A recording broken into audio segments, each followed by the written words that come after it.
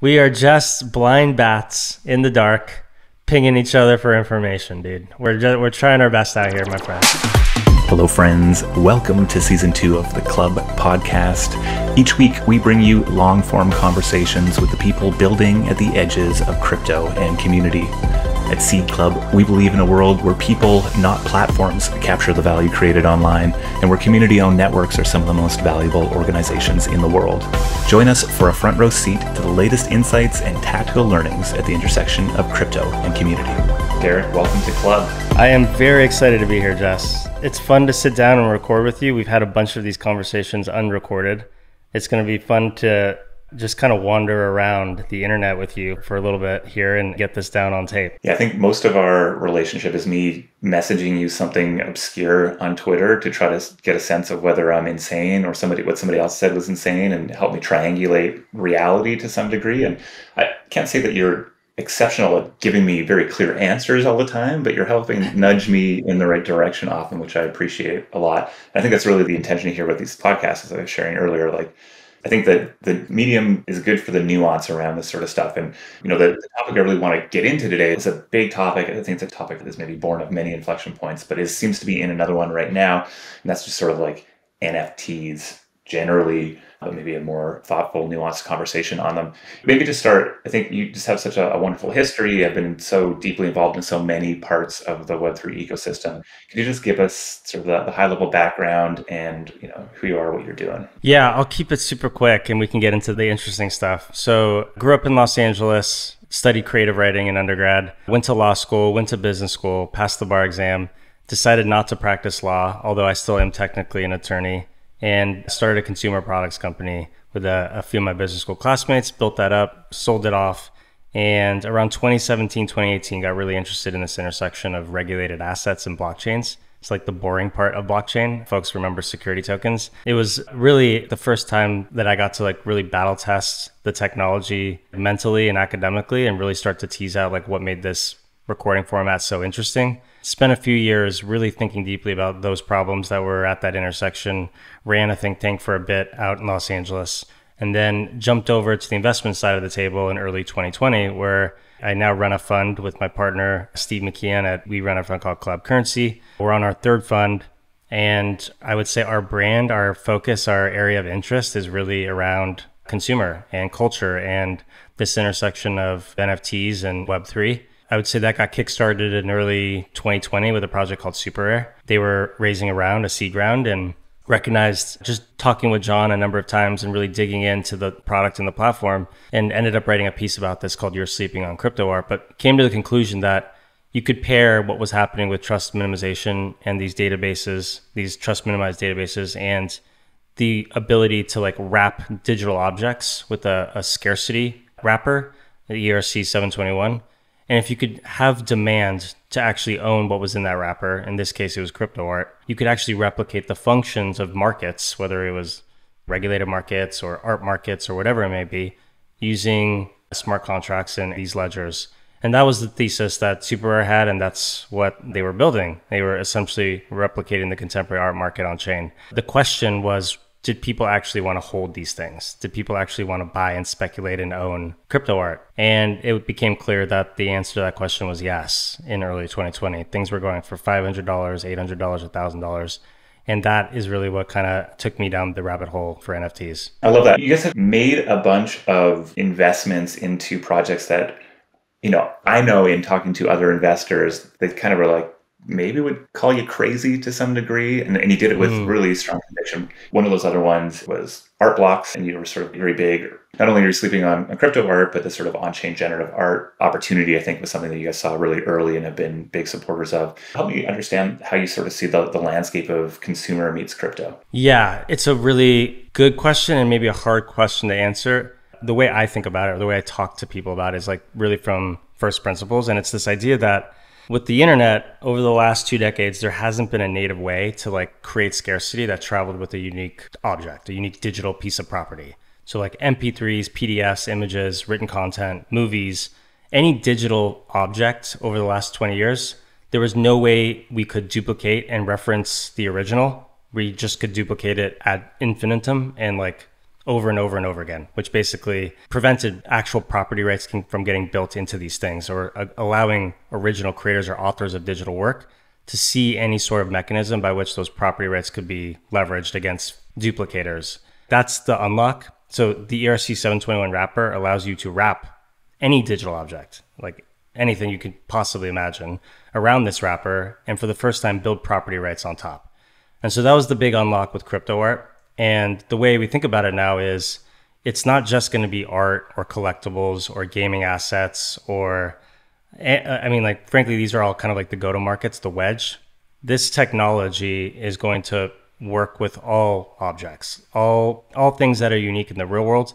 As more value flows move onto these ledgers, these things are going to get wrapped in ERC 721 or functionally equivalent wrapper and connote digital scarcity and allow creators of anything to build property rights on top. And so that's important because art, collectibles, gaming assets, these are like the things that are important today and the 0 to 1 businesses that we're seeing get built over the last couple of years. But the truth is everything is going to get wrapped in some form on these ledgers. And that's going to be employment contracts, it's going to be titles, it's deeds, it's securities. Anything that's unique off chain is probably going to find its way on chain. And in the short to medium term, we think the biggest outcomes are going to be created where consumers are using this stuff. So broadly, that's how we think about like consumer investing in this space.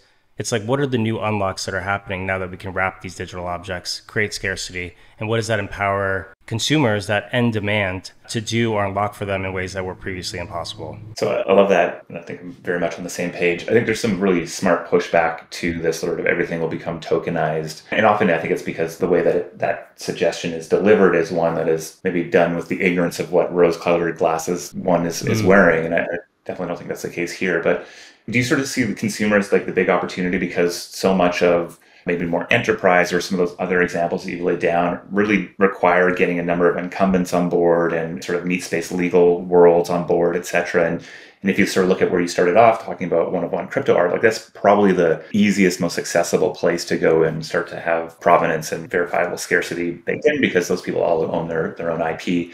Obviously, sort of stepping into music, it gets a little bit, well, probably a lot more messy to sort of see that end result there. But is this sort of point of view something you see happening in 10 years, or what are some of the big inflection points that we need to kind of cross to make that world a reality? Yeah, so this is a really great question you're asking. For a lot of these verticals, a lot of these categories, these are optimization problems. And like the idea of putting real world assets or regulated assets on chain, like this is something I thought very deeply about. You guys can go back and read my old work on this. I spent like a long time thinking about this.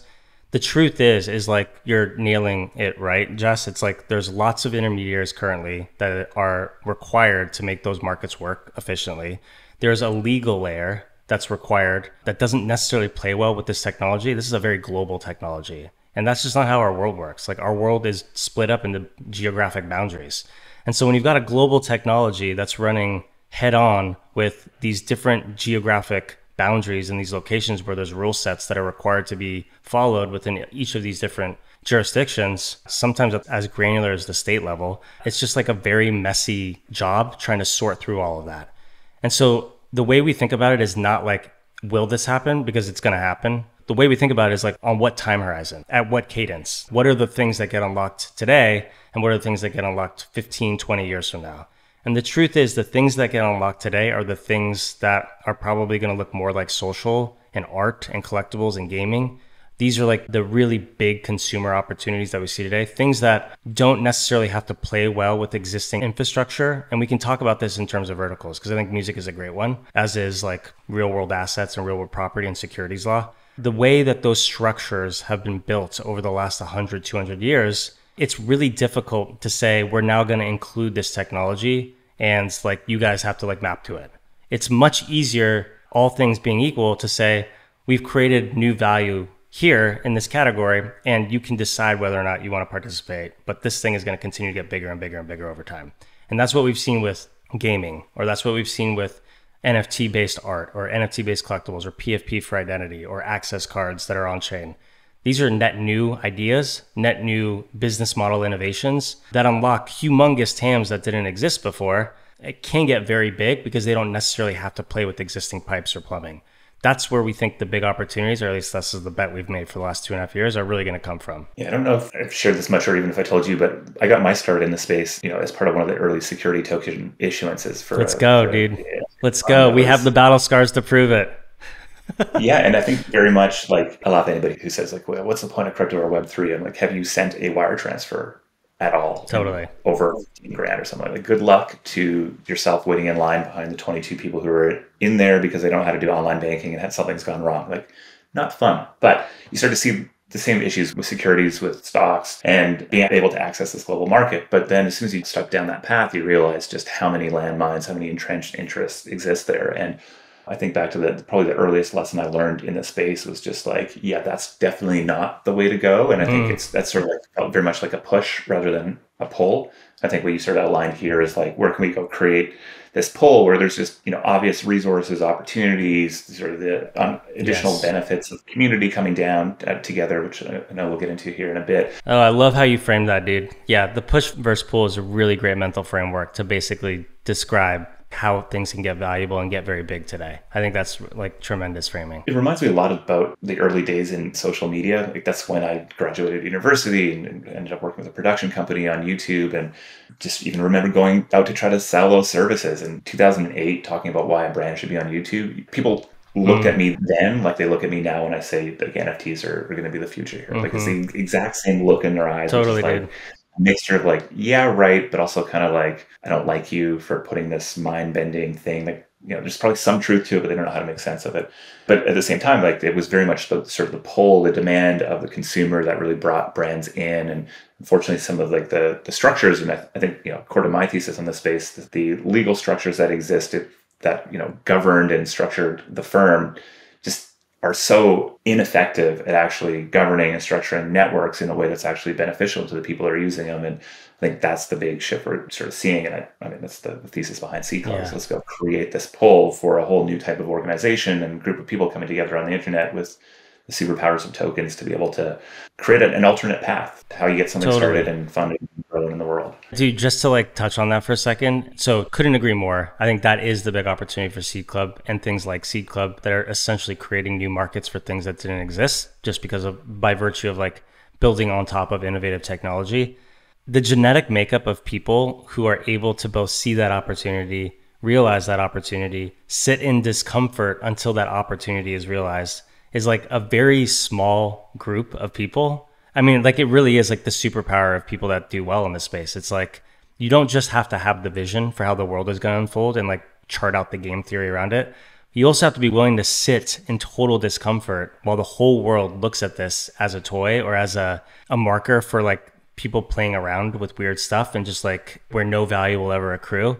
I don't know. The Venn diagram of people who are both able to see the opportunity and sit in that discomfort is very few. And it's really like, this is how the big outcomes get created. So totally agree with what you're saying. And also kudos to you as a founder for actually sitting through the sludge here. Thank you. And ditto. And I think it's also like the most common thing I see from founders and builders who come through C Club is the difference between how their friends and how their existing network engages with them when they're talking about this thing, when they've caught the Web3 bug, versus how the community that they sort of get to be a part of within C Club. And I think like that, being able to build and solidify your conviction in the space is so key. And I think part of that is being around the right people for it. Other part of it is actually truly searching for where that conviction is and truly building on it. If I look back in my career, it goes all the way back to those earliest days when social media was just a thing, and even before that, and just seeing like how obvious this digital wave was and how obvious networks were going to be and how powerful networks were being, and how the properties of networks are very different, digitally than sort of those physical bound networks, and it sort of starts to layer up. And so when I look back at all the things that I did to get here, it's like a very clear line, but I can tell you it did not feel remotely like a clear line whatsoever. But now there are so many more of us that are here. And I think, these sort of moments in time where we are in the market right now kind of create those needs to, again, check like, what is the conviction here? Because I think when you go through a bull market run, you can really feel like that's actually where convictions get tested, because you kind of get pulled. It's almost impossible to not get pulled up into the hype and to the excitement. And then all of a sudden that ebbs, and now you're back at a new level, and you go, well, was that all a fever dream? Like, was there actual meaning and reality in there. And I think that's where, conversations like this really become important, where you can start to do that sort of sonar pinging around and being like, okay, there's a difference here. What has moved? What's the same? Where can I have a firm platform to make the next leap? Yes. Love that. Sonar pinging. Big fan. It's a sense-making network, man. I'm like, Derek, now, does this change everything? Maybe. We're all just like bats in the dark, just like trying to like ping each other and figure out where the hell we are, dude. That's what this technology feels like half the time. Yes, that's the good visual metaphor for the sitting in discomfort. You're in the dark. Yes. There's a lot of information. You can pick it up, but if you're like a brand new bat and you don't have the history of learning, exactly, dude, sonar pinging, maybe it can be a bit challenging. I wanted to touch a little bit on generative on-chain art, because I think this actually captures what you were saying earlier about sort of this idea of not having the ability to represent digital scarcity in digital creations before, and then the rapid change that comes from all of a sudden having that exist there. I think, in digital creation and digital art generally, there was sort of this ability to copy things. Yes. There was almost even another subset of the art market or art world where generative artists lived. And it was almost looked down upon even more because it wasn't even a human being that was creating this. It was just software creating multitudes of these sort of things. So I'm curious, what was sort of the early insights around generative on-chain art? What's so special about it? Because it's definitely had a big moment and is sort of sustaining that moment much longer than I think many would have thought. It is so cool. I guess I'll maybe preface why I think on-chain generative art is cool with just like a quick historical 20 seconds on like why we got here. So in the 50s and 60s, there was artists like Molnar and Franke and Naki and a number of others who were starting to play with technology, use technology, and create and inject randomness or procedure in using the technology to create work. It could be with a camera, it could be with a computer system, it could be with essentially any piece of technology that could be used to derive an output. And the outputs that would get created would sometimes be photos, it could be stuff that got printed off, it could be all sorts of things. The medium of playing with technology and using procedure and randomness to create these outputs, that has existed for a long time. Now, the industry really started to like ramp up quickly with the advent of computers, personal compute, and the internet. And Instagram in particular, where generative artists who were toying around with using computers to make art were then able to like show their work on Instagram or show their work on Twitter or show their work on Facebook and start to build and find other community members who also enjoyed doing the same thing, which was creating these amazing outputs that were injecting procedure into the creation process. So this industry has always existed, and there's always been latent demand to commercialize this work by the creators of this work without really an ability to do so. And it was really the problem that like digital art has suffered from for 2 decades, which is once you have a digital art piece, nobody's willing to actually put money towards that in exchange because like you could just right click and save it. And that is like the trauma that all digital artists have suffered from for 2 decades. Now, unlike crypto art, and when I say crypto, I mean like one of one crypto art or edition crypto art, on-chain generative art took this idea of injecting procedure and randomness and embedded it, like infused it with blockchain, with why it's cool. And so the way generative art works, or on-chain generative art, so art blocks as an example, is generative artists will take an algorithm, work on it for 6 months, a year, 3 weeks, however long they feel until they've got a really great algorithm that can supply a diversity of outputs. And they'll put it on the Ethereum blockchain. They will open it up on art blocks and they will say, only 100 people can mint from this collection, or only 500 people can mint from this collection, or only 999 people can mint from this collection. And when you buy a token, when you buy one of these outputs, these NFTs, what's happening is like your purchase is used as a seed to inform the on-chain algorithm, and it's referring back to it to give you a unique one of one of X. So one of one, a unique one of one piece that's part of this edition size of 100 or 500 or 1,000. So all pieces within the collection are unique, but they're all tied under this umbrella of like a single theme or a single algorithm or a single body of work that the artist has put forth. And so it creates these really interesting parameters where there's a unique output for every single person, but they all feel like they're part of this collection that has been created that's around 100 or 500 or 1,000 different mints. And so I was lucky enough, I was really deep into like the NFT art scene in 2020 and punks and like in these discords, and had become one of the founding members of Flamingo DAO. And Snowfro was a mod in the CryptoPunks discord, and he was talking about on-chain generative art and art blocks and this project that he was launching. And a number of people went over to that discord, the art blocks discord, and just started minting his Chromie Squiggle. And it became apparent that there were some really interesting byproducts to this design space that I just described. People were talking about their mint in relation to other mints. People were excited about the traits and the rarity. People were engaging with the artist in real time as like these outputs were coming out. There was a liveness to this thing that was really interesting. There was a bot that Steve Klebanoff had created that every single time a new mint was hit against the minter, it would pop up in the Discord, the visual would, with all the traits. So everyone would just talk about it and be minting. None of us thought that this stuff would be valuable, or else we all would have like, gone crazy. We just knew that there was something very special happening here, which was there was this in real time component to like the generation of the art. There was this connectivity that I had as a collector with other collectors. There was this connection that I had with Snowfro as the artist.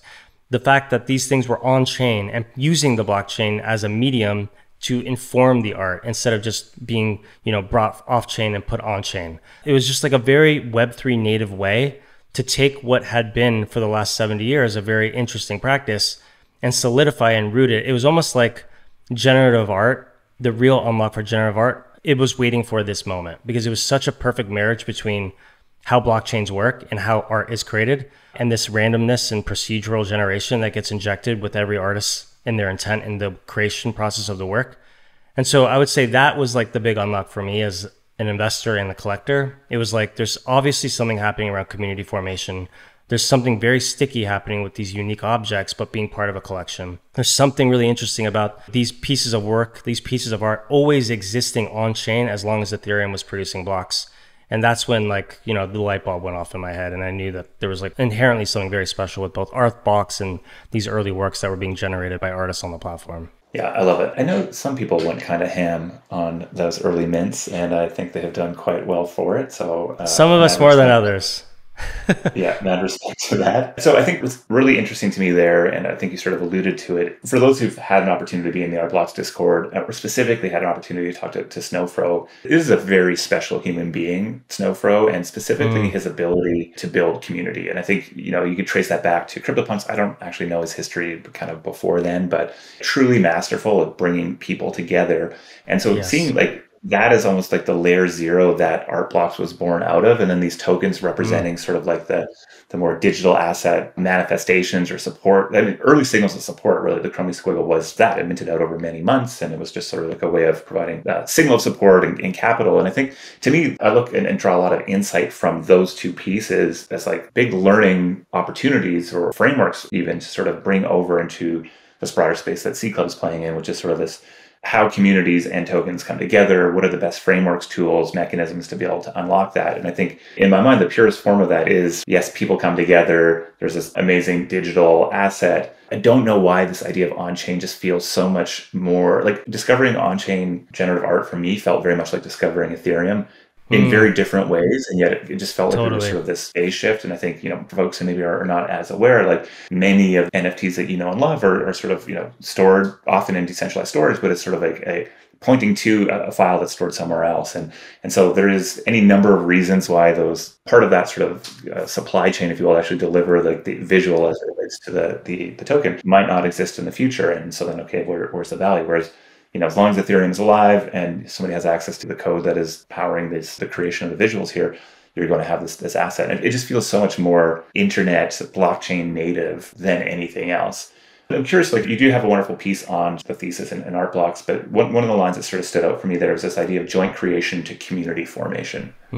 Yes. Curious if you could unpack that a little bit. Yeah, I think this has been a big lesson for me as well, which is, and I love that you talked about the early Art Blocks community and Snowfro in particular, as there was something very social. You called it like the layer zero of why that thing was special. This idea of joint creation is one of the big reasons that people got so excited about what was happening here. The artists, traditionally, when we think about art and creating work and artists creating work over time, typically what the viewer or the collector or the enjoyer of the art is doing is they're looking at a finished work. They're looking at a finished piece. And that's how they interact with the work. What the Art Blocks system did was it said, we want the collector to be part of the creation process of the work. And part of the design space for these generative artists is going to be in manipulating these algorithms beforehand in a way that would support really interesting and diverse collection based on the seed of these users who are collecting to be created once these things got minted. So put this simply, when I wanted to buy a Chromie Squiggle, me, Derek, would walk up to the minter, the Artblocks minter, I would press purchase, and using my mint, my transaction was used as the seed for that final product. Using that, nobody else in the world would have known before that exact moment what was going to come out of that minter. So in essence, I was really part of this final output of the thing that I was creating. And although, the artist had contemplated that outcome as being a statistical probability, in some events, like the things that get minted have less than a 10th% probability of ever being minted, but it's often like, okay, this could happen based on like the generative algorithm that I've created. They never would have known that I would be the one to collect that, or they never would have known that one could be part of that collection until that mint occurred. And so this joint creation process is really special because I feel stickier to the thing that I've purchased because I was part of that creation process. I was part of the origin story of that asset. And I think that has created this really significant bond between me and the collection, me and the artist, me and other collectors of the art in ways that are difficult to reproduce without. I think that's kind of what I was trying to tease out with this joint creation process. It's funny how this is such a digital or ephemeral thing in many ways, and yet so much of the value is sort of this emotional value that feels like that you kind of have to experience, right? And so I think about like giving somebody 10 club tokens for something they've done out of their own goodwill for the C Club community. Those 10 tokens mean something far more than if I had, it's kind of like, asking a friend to move, like I'll give you $10 or I'll buy a $10 pizza. It has a very different feeling. And I think it's even more accentuated in the digital space and is even more amplified in this sort of experience because so many of these artists are actually seeing these things for the first time. Like I remember minting some of Jeff Davis's pieces and he was getting excited about what was coming out at the same time as the general public in the Artblocks server. And it's like, oh, interesting, right? And I think it's almost easy to think of it as like a vending machine, but there's so much randomness and excitement that's sort of packed into it. And I think for me, it even makes a big difference when they were sort of doing the open mints versus even going into sort of the Dutch auction. Like it lost some of that success, kind of made it less appealing to me in many ways, but still, I mean, some of the works that's been dropped is quite amazing. No, a great example is there's only 4 hyperpipes in the Chromie Squiggle collection. And when that first one came out of the minter, Eric hadn't yet contemplated the possibility that a hyperpipe could be minted. And it was this huge mind-melting moment where he was explaining the statistical probability of something like that happened, and then only 4 ended up getting minted across the whole 10,000. That was a huge moment for me, just watching him interact with that mint, because the truth is and this really drives home this idea of joint creation, the artist is not fully attuned to what the collection will look like, what the work will look like until the collector has started to collect, which is a very powerful and sticky dynamic that we have never yet seen, at least not in the contemporary art market at this scale. I had a version of that experience when Eric had agreed to donate a number of mints to Squiggle DAO, and we did a live mint. Oh, yes. There's maybe 25, 30, 40 people in this Squiggle DAO. And the first 3 were I think he was doing 4. The first 3 were wonderful, beautiful floor specimens. Standards. And then, yes, exactly. And then the 4th came out as a hyper bold, and dude, just pandemonium ensues. Pandemonium. I remember seeing that, and it was it was crazy. The Discord was on fire. Things started blowing up on Twitter, the Artblocks Discord, the Squiggle DAO Discord. It was total pandemonium. And for just the listeners, I think there's only 7 total hyperbulbs that have ever been minted. So very statistically improbable event that one of the 4 would result in such a rare squiggle. I call it the auspicious occasion. It was the Squiggle gods. Because there's such fun lore that we built around Squiggle DAO early on of sort of meandering through this wild digital world and kind of part of the magic of that time frame. And I feel like this is we sort of have these fits and starts in this space. If you've been around long enough, you start to feel like the tide, I guess, as some have described the bull and bear markets. And I think, we've come through this moment of the NFTs having a lot of bull cases to them, some of which will sustain, some of which won't. And I think we're in this place right now where people are really looking for what's next. And I think that whatever that next thing is probably going to come out of right field, left field, whichever is a more rare field. You're the Dodgers fan. I'm not. Just have airplane hats on. But I think it's sort of there's this general sense of okay, let's take stock of where we've come from and where we might go next. And we'd love to sort of maybe double click on this idea of communities and where tokens and specifically NFTs can kind of interact there. I think you have as a member of Seed Club and through the number of conversations that we've had, I know you have like a very clear vision, at least in like how or where some of these things might really be useful to communities. But if I sort of turn to you and say, like, what are you most excited about as far as the value unlock that NFTs can offer groups of human beings who are coming together on a big adventure? What are some of the top of mind ideas there? Yeah, it's such a good question. I would say there's a number of things that I think are super interesting. I think I would be remiss if I didn't mention things like proof, which clearly demonstrated that if you can throttle a community down to something like 1,000 members and really drive and deliver value with them, for them, over time, both digitally, physically, in real spaces, live, asynchronously, that there is just a demand and a business model innovation in there where collectives, groups can come together and resource new lines of effort that compounds over time and can create tremendous amount of value. And we've seen, that initial instantiation turn into all sorts of different products, not least of which is Moonbirds, which has like opened up the aperture to the amount of people that can participate in some of those efforts. Another trend that I think is super important and one to keep an eye on is this idea of the continuous auction mechanism, the continuous auction model, which is this idea of similarly like throttling down demand, but doing it at like a temporal cadence.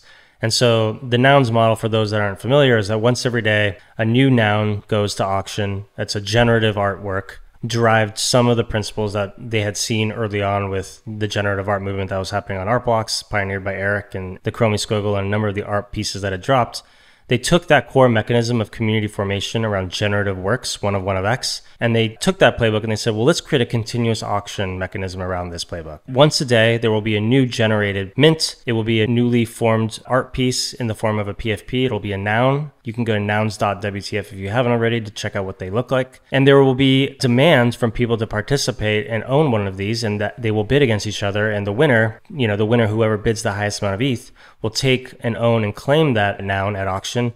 And 100% of the proceeds that they use to buy that noun at auction will go into a treasury. And that treasury will immediately be owned and operated and governed by every single person that has one of these nouns. Now, there's a lot of really cool byproducts of something like that. What we've seen is over time, a number of people have become enamored by this idea of like the joint treasury, the jointly shared treasury, the ability to have indirect claim to managing that treasury, one noun, one vote, being able to direct resources into all sorts of directions.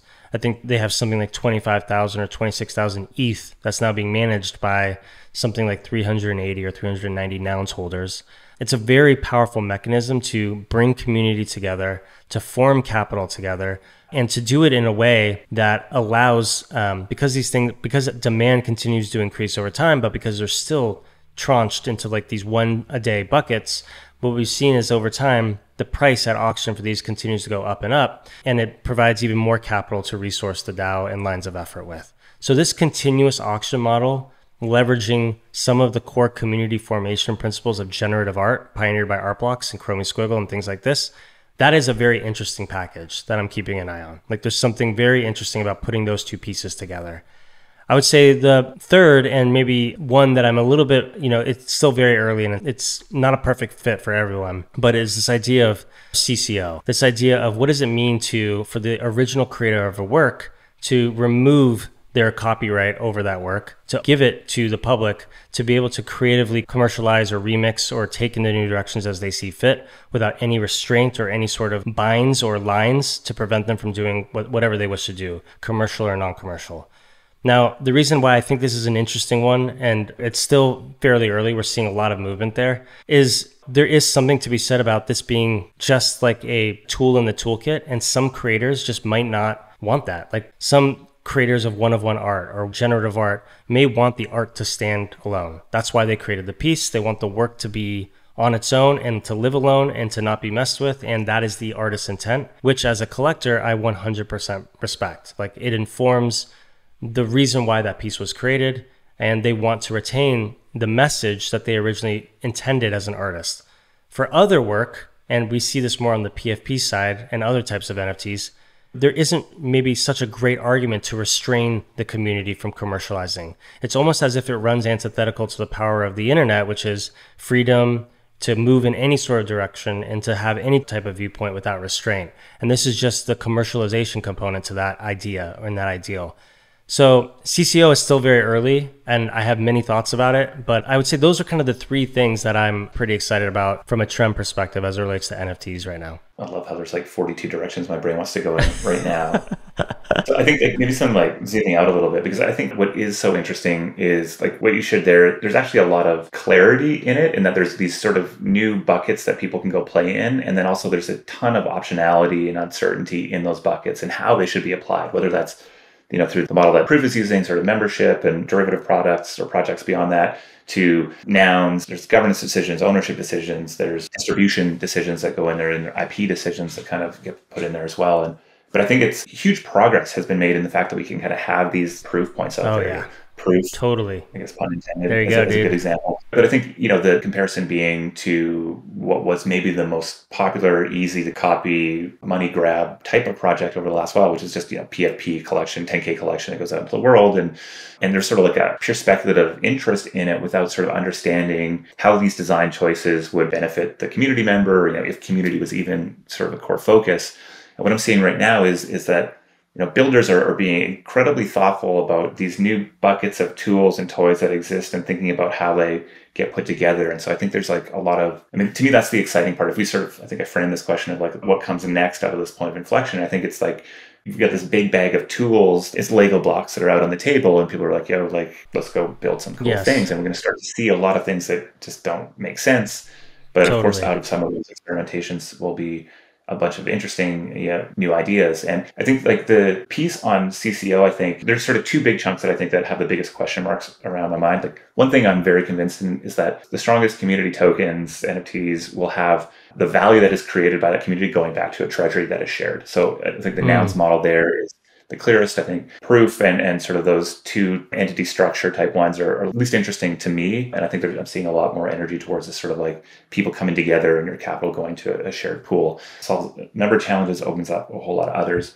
And to be clear, I'm a fan of all of these sort of things. I just think that is the most interesting in my mind right now. The second part is sort of this IP. And I think we're going to see a number of big experiments here. And I think there's still an opportunity for a very, very large organization, a large IP holder to like take the leap and sort of step into this in a big way. And whoever does that first, is it the Warners? Is it the Disneys? Are they even possible to do it? I don't know. I think it's super interesting. But I think there's still a lot of sort of intellectual infrastructure frameworks that kind of need to be tested out here for people to be able to get to that level of comfort. And one of the things I saw, I think Noun 40 and Jacob Horn kind of had a back and forth on something. And the line that came out was Provenance is the new IP. I like it. Tell me if you think this is the correct read, but the idea that IP traditionally took three forms. It was trademarks, so like, the likelihood of confusion of a name that could prohibit someone from buying the original.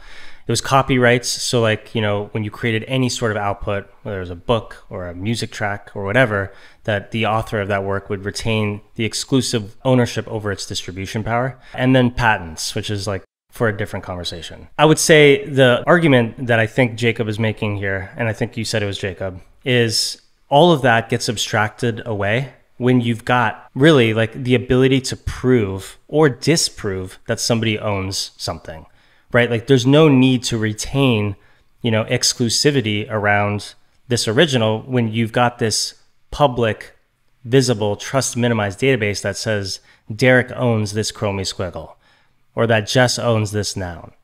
And I agree with that. Where I think it's actually a bit more fuzzy and hazy, and where I've not quite net out on, is it doesn't capture the nuance around, like, and I brought up an example earlier, it doesn't capture the nuance around not just ownership, but how that thing can be enjoyed and what the intent of the creator was when they created it. Because I can tell you for sure that while I tend to spiritually and philosophically agree with CCO, and I think more and more we're just going to see that become de facto standard with creative works in this space, I also know that there's some artists in this world that don't want to play with that idea because it's not their intent to play with that idea. They want to play with a different idea.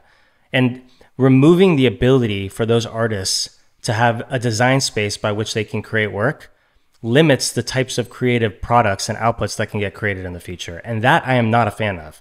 And so while I am spiritually and like philosophically in support of CCO, I also would never want to put people into buckets, because that will stifle like the very reason why I think this technology is so powerful in the first place, which is to enhance the creative process. So I would just do a little bit of pushback on like a blanket statement like that. I think that's fair. And I think there are certain people of whom I very much appreciate their blanket statements, but you have to take it with sort of like the grain of reality in there, which is that this is a new tool, not the new tool. And I think that's a better way of saying what I was trying to say. Yeah. Because as somebody who's constantly trying to update my mental models, it can be difficult.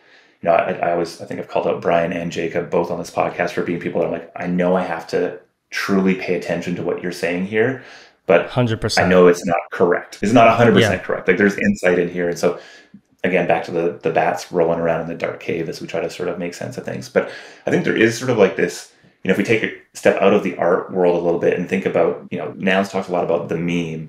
And I think if we even expand the meme or call by another word, which is maybe the brand, and I think this starts to get really interesting. And I think my most up-to-date take on what Nouns is really unlocked is the evolution of the brand, of the consumer brand. It's like the next media brand or the next, I mean, Jacob uses sort of Red Bull or Virgin as sort of like the fiat examples of maybe what. I love that. That's Louis Vuitton, with like he's got one of his images out there on Zora. It's like Louis Vuitton and sort of like USDC and ETH and Nouns is sort of like the example, which, and to me, provenance in that actually becomes quite a fascinating thing, especially within the Noun structure, because you know, there is this underlying challenge that so many communities or NFT collections or DAOs have, which is like, what is the sustaining business model of these organizations? And this is crypto writ large, right? And I think, you know, let's look at Uniswap as another example here, right? There's so much value in Uniswap, but how much of that value is the functional network effect that's been created there versus how much of it is the trust and the goodwill and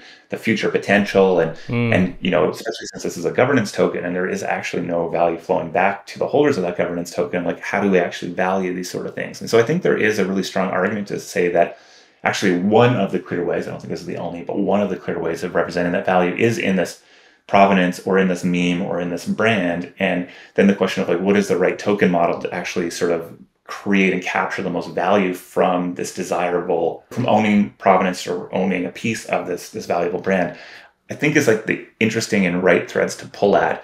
And it's tough to sort of understand where the edges of that are because there are so many parts of Nouns that are, I would call more of an immaculate conception, right? It's the first and there's a ton of money and the people who are in there are really notable people in the space. And can you go replicate that again? Probably not in the exact same way, but if we look at it from this idea of like, how do we build valuable IP or brand or meme, and then think about the tools we have to say, well, who should be in and involved in this, and how do we actually continuously grow a treasury such that we can continue to perpetuate this meme or do the work or whatever that is. I think it is pretty interesting, though I do have some very large caveats to it, specifically around this idea, and maybe this gets at the point you're making earlier around sort of like the tools around IP.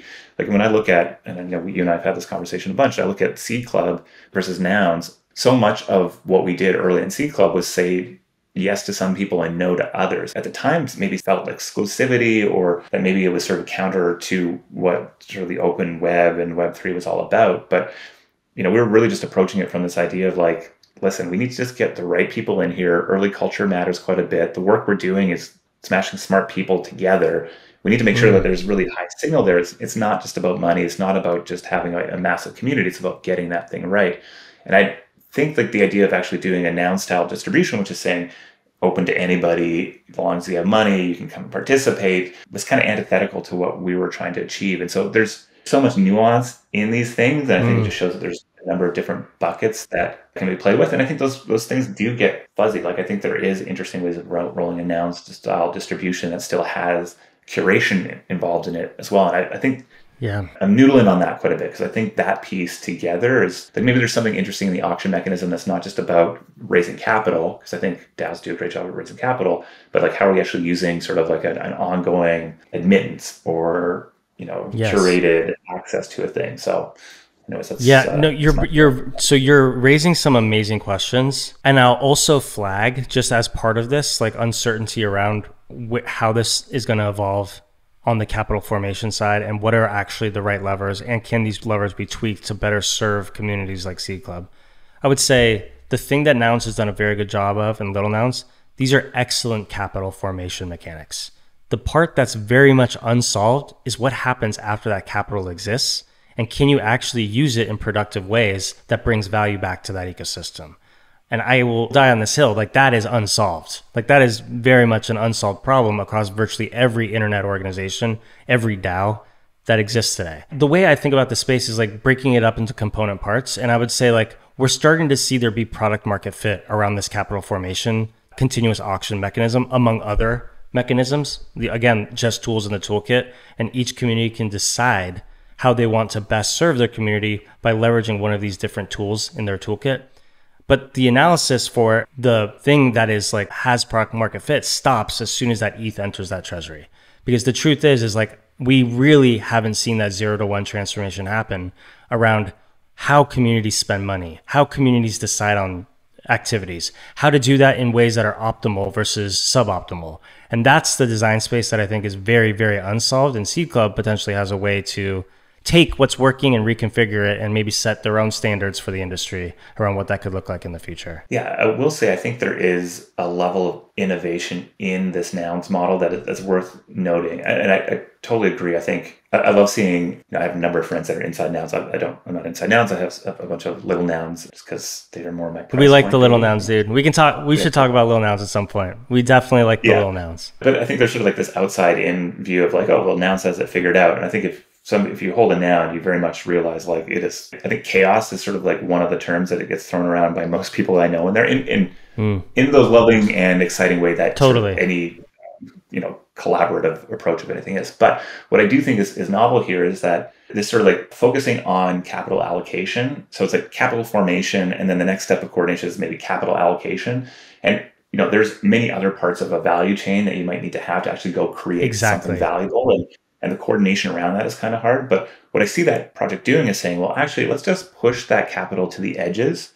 And so the hard, complicated work where maybe some more structure is required, or maybe one person's best at it or one person's better at it than others, can be decided upon and pushed to the edges. And the ongoing management of that does not need to be done by this group of human beings that are sort of DAO members. And I think there's still a ton of work that needs to get done in actually ensuring there's a loop that gets closed there, and that things can get measured, that there's sort of this informed decision-making moving forward, and tons of question marks over there. But I think that model of like resourcing teams on the edges is very, very strong in the Nouns ecosystem, and I think is bubbling up in most other DAO ecosystems as well, as they sort of struggle with like the realities of the types of structures that need to exist and the difficulties of doing the hard yards of like innovating and building products or ideas. I think the one piece I would call out with Nouns, I think my core interest in the space is networks are the dominant coordinator of the economy, and the idea that individuals can't be owners in the networks they're creating value for, I think is just such a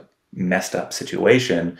And I see a lot of that actually perpetuated in Nouns as well, where yes, you have access to come and propose work to a treasury, but there's an investor owner class that is benefiting from holding these NFTs, and you as somebody who's actually contributing value to it, whether that's you're building prop house or you're building Nouns classes or whatever, you don't actually have a stake in Nouns. And I think that's a huge miss. I think that's something that's very easy to solve in the future through fractionalization. I know there's some stuff being worked on there, but to me that is just like, it's what, again, I love what Flamingo and what investment DAOs are doing, but again, it doesn't quite hit that box of the thing that I'm deeply passionate about. I totally agree with that statement. And I think this is the beauty of the work that's being done by projects like Nouns. I mean, frankly, like we can draw a line. We can draw a line back to the Ethereum crowd sale. We can draw a line back to art blocks and on-chain generative art. We can draw a line back to the early DAO work that Aaron and the Tribute team did to get to what Nouns did. Like everyone is just standing on the shoulders of what came before them.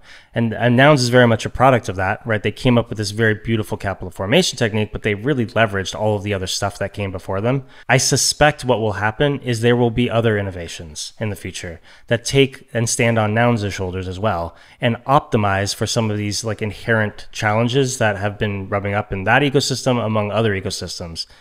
The one advantage I think Nouns does have is the thing that is actually like that has lasting power is a treasury. Like they've got a lot of ETH in that treasury. And so their ability to navigate towards better innovations is structurally they are at an advantage by virtue of just having this bootstrap pool of capital. even if they don't have it all sorted yet? Well, I think there's actually two other really big pieces there. The meme is strong and it's moving and perpetuating like that. And that is like getting the artwork and the meme thing is not a trivial thing. And they have the people. Like, is it fair to say it's a tight-knit community? I don't know. But the people that are within Nouns, I know that people want to join Nouns because of the people that are in Nouns. And I think that's a really strong indicator of that. So there's no doubt in my mind that this is a lasting project that has a lot of value to distribute. I think so many of our recent conversations is me being like, okay, there's obviously a there. What does that actually mean for how we see the world, for the things we're building? Where are the edges? And importantly, how can we help inform, builders that are coming through C Club with an understanding of the nuance of all of these things? Because I'll tell you, Derek, the number of people that came back to me or that we saw come through as pitches or whatever that were like, we're doing this, but with Nouns. And I'm like, okay, well, why? Like, what are the first of the Nouns that you're doing? And it missed a lot of the nuance there. So, yes, I think conversation like this can start to pull that apart. And I think, I think you've probably been a part of some others, and there's a whole other host of conversations around Nouns that I think are interesting. And I will call it that Noun 40 has a wonderful piece on his mirror about provenance around NFTs as provenance machines. And I think it does a really great job at getting at this sort of broader idea of like, what are brands in Web3? And perhaps maybe that is one of the foundational valuation models for these types of things. But this is fascinating for me because it's like, I don't know. Like, we don't, dude. We are just blind bats in the dark, pinging each other for information, dude. We're trying our best out here, my friend. I feel like this is like the perfect place for us to end. If I open up another conversation here, we're going off in left field, right field, so whatever, again, field that is, you're the Dodger fan.